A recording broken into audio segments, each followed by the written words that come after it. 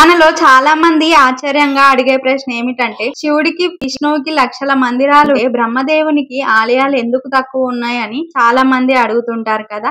ఈ ప్రశ్నకు సమాధానం గరుడ పురాణంలో ఉంది. ఒక రోజు బ్రహ్మదేవుడు మహాయజ్ఞం ప్రారంభించాడు. ఆ యజ్ఞానికి సరస్వతి దేవి రావాలి, కానీ ఆమె కొద్దిగా ఆలస్యమైంది. ఆ ఆలస్యాన్ని చూసి బ్రహ్మదేవుడికి అహంకారం పెరిగింది.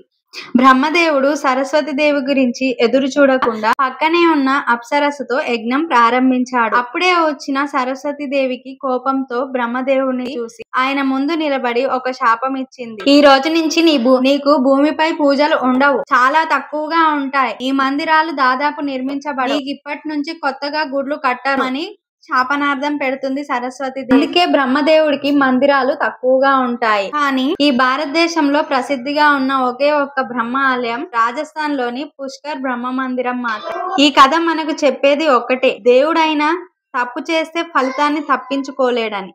ఈ కథ మీకు నచ్చినట్లయితే నా వీడియోని లైక్ చేసి కామెంట్ చేయండి. సబ్స్క్రైబ్ చేసుకొని నన్ను సపోర్ట్ చేయండి. ఓం నమః శివాయ అని కామెంట్ చేయండి.